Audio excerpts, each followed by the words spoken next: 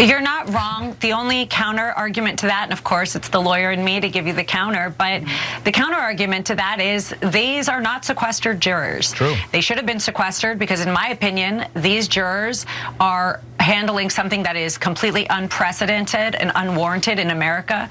And for them to be able to be out and about on a holiday weekend with friends and families who have opinions, who are watching the news, TV's on the background at the pool party, I have serious concerns. If they're left-winging and they're watching MSDNC, as my client calls it, or CNN, they're not going to get fair news. In this instance, I have worries about them going back to whatever friends might have, Trump derangement syndrome, forgetting all sense of reality and coming back and sitting in that box and saying, you know what, I've got to do, take one for the DNC.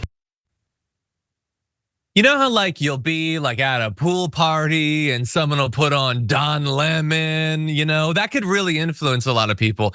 She goes to lame parties, I think. I don't think a lot of people are putting on Morning Joe at the cookout. I could be wrong. I haven't been one to a little bit, but I don't think so. Hey, I'm glad you're here. Listen, in order for the damage report to keep on going, we need viewers like you to become a member on YouTube.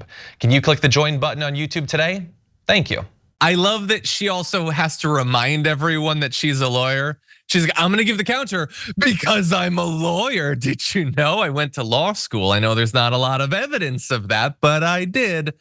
Okay, so again, we're talking lack of confidence. Now look, if you wanna say they should be sequestered, I don't necessarily think that's the worst idea. This is a very consequential case. It is possible that they could talk to someone about it. So I don't think that Alina Habba is totally wrong. I think she's awful, but not totally wrong. That said, why assume that when they go out on a holiday weekend of all time, what does that mean? Do people get more partisan on holiday weekends? That they necessarily will be influenced against Trump. I mean, you guys are saying that he's super popular. Coming out of your Bronx rally, you're saying he's super popular in New York and New Jersey. You're literally saying, remember, he's doing better than Bruce Springsteen. Everybody secretly is a big Trump fan. So how do you know that he's not talking to super MAGA heads at the cookout or whatever? I've seen AI images of Trump being very popular at cookouts. So why is the assumption that if they're going to be influenced, it would be in a way that would be bad for Trump? That's like being sarcastic, I guess, but I'm actually curious about that. It's not a purely rhetorical question. Again, not the worst idea, theoretically, to sequester them. But if they do get out there, they'll likely be facing pressure on both sides. And maybe from people who don't care at all about all of this. You have no idea what sort of pressure they'll be facing, but you are potentially exposing yourself as being concerned about the underlying facts of the case when you say that, well, anybody, is gonna have a problem with this. In any event, on the substance, we are now into the closing arguments. It is assumed that by the end of tomorrow, that will all be done. Then there's gonna be a period of time where the judge is gonna provide instructions for the jury on how to interpret things, how to determine whether they're guilty or not, which by the way, as Yonek corrects me, it is not beyond a shadow of a doubt, but beyond a reasonable doubt. That's a good point. That's the sort of clarification the judge is gonna be providing for the jury. Now, Trump, up until this point, has been free on bail throughout the trial. If the verdict is guilty, he'll probably still be able to leave the court as a free man until the sentencing hearing, which I hope they will expedite, but we don't know. That could take a little while. And even once that happens, the judge has to decide on the sentencing. And there's a lot of stuff that could potentially influence that, including his age, lack of previous conviction, and he has no convictions, I've always said.